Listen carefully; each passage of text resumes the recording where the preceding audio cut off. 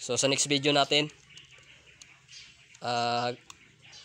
i-video natin yung kung paano sa kakabitan ng bagong left handle switch. Ang gagamitin natin na left handle switch na pang Raider na FI.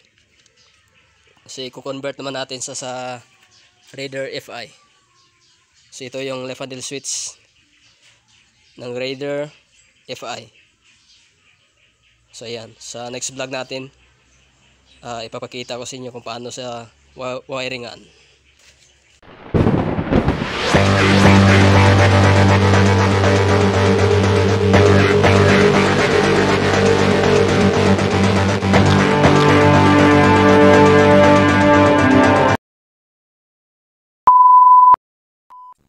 Welcome back ulit mga kaidiyas. Ito na yung continuation ng ating part 2, yung ginawa natin dito sa KLX 150S.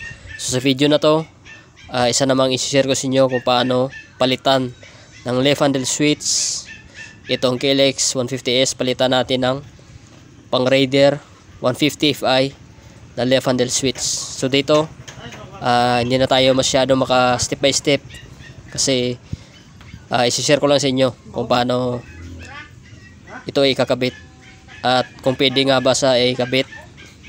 So dito sa KLX 150S. So ayan, wag na nating patagalin pa. So pakita ko sa inyo yung mga wirings niya. So ayan mga diyas, na-connect ko na yung left handle switch ng Raider FI. So hindi ko na pinakita kung paano ko sa cut at tinugtungan. So sasabihin ko lang sa inyo yung function ng sa signal light. Ayan yung sa ilaw niya at sa busina. So dito sa mga Kawasaki, so iba yung wiring connection nila sa Suzuki at sa Kawasaki. So dito sa Kawasaki, ang connection ng kanyang mga wires, unahin natin sa kanyang busina. So ito yung kanyang sa horn. Ayan. Pag sa mga Kawasaki, negative trigger sila. Ayan. Ito yung ground ng Kawasaki, yung black na may lining na yellow. So ayan. So negative trigger. Ayan. I-connect lang natin sa ito sa ground din ng sa Suzuki. Sa Suzuki kasi ang ground nila ay black na may lining na white. So ayan. So connect lang natin dito sa yung ground ng Kawasaki, connect natin dito sa orange. Pero ang karugtong niyan ay black na may lining na blue. So yan yung sa Suzuki. At itong black na may lining na white, so ito yung papunta sa busina. So connectin natin dito sa ground ng yung same coding ng wire. Ayan, yung black na may lining na white. So ito yung sa busina. Ang next natin yung sa signal light. So hanapin natin yung signal light. Sa signal light, yung wire ng flasher, so itong kulay orange, so papunta ito sa flasher. So ito yung source ng signal left at right. Pag i-signal left natin, itong kulay green, so ito yung green. Ayan. Pag signal right, itong gray. Ayan. I-connect lang natin sa ito yung main source sa signal light. Connect natin dito sa light green. Ayan. At next natin sa signal left, yung green, connect natin sa kulay black. At yung gray, connect natin sa apple green. Ayan. So ito yung sa signal light. At yung sa ilaw naman natin sa Kawasaki, so bali tatlo yung sa ilaw niya. So ito yung main source ng low and high. Ayan. Yung blue na may lining na yellow, main source ito sa ilaw. At ito yung low, yung red yellow, at high yung red black. So yung main source niya, connect lang natin dito sa yellow na may lining na white. So yan yung main source. Yung low, connect natin sa yellow. At ang high dito sa apple, violet. Ayan.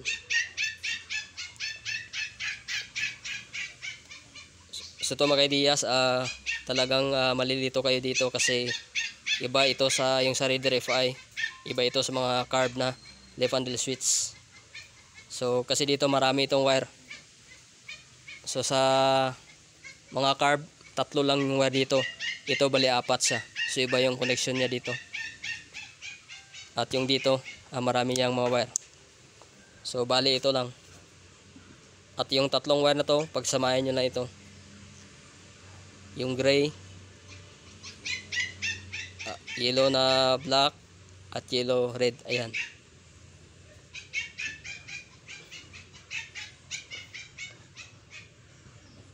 So ayan yung wiring nya. So iti-tape ko na ito at iti-test natin kung okay na siya.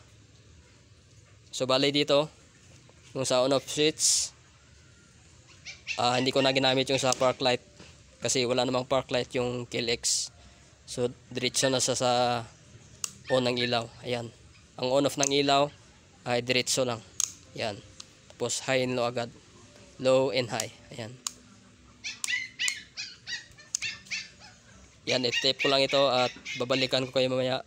Iti-test natin kung okay na ito. So babalikan ko kayo. So ayan mga Diaz, natapos na natin na-organize yung kanyang wire dito sa left handle switch. Raider FI left handle switch. Kinabit natin dito sa Kawasaki KLX 150S. Ayan. So try na natin. So papasensyahan mga Diaz, hindi natin masyado na detalyado yung mga wires nya. Kasi iba talaga yung connection nito. So I think may hirapan talaga kayo sa pag-wiring. Kasi ito sa pag-convert, hindi basta-basta yung pag-wiring. Kasi pag magkamali kayo, pwede kayong masunugan. So bali ito, sinishare ko lang kung pwede siyang gamitin dito. So sa akin, pwede siyang gamitin kasi alam ko kung paano siya i-convert. Ayan, so ititest na natin. So balik ako na kinabitan ko na ito ng signal light. Ayan. So meron ng on off yung ilaw, yung sa park light, and hindi ko na ginamit. Ayan. So sa likuran. Ayan. So yun natin yung susian. Asya pala mga Diaz, kung gusto niyo tingnan kung paano ko inayos yung dito sa starter motor. So tingnan nyo lang doon sa part 1. Ayan. So on natin. Start. Ayan. So yung dito sa ilaw, busina muna tayo. So ayan, goods sa signal left. Ayan. Signal left. Sa signal right naman, yan yung kanyang signal right.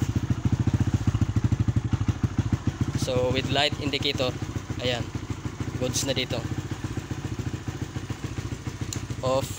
At sa source ng ilaw, so bali ginamit natin yung sa on off lang ng sa source ng ating low and high.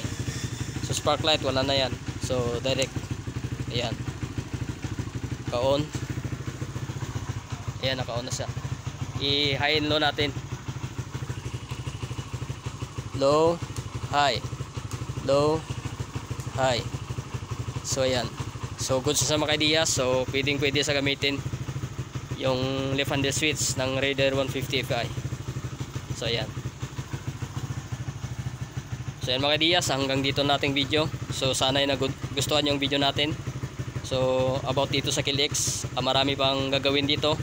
So ginawan ko siya ng mga part 1, part 2, part 3. Ayan. Kasi para meron din kayo makukuha na idea about dito sa KLX 150S. Ayan. So hanggang dito nating video. Thanks for watching and God bless everyone. Peace out.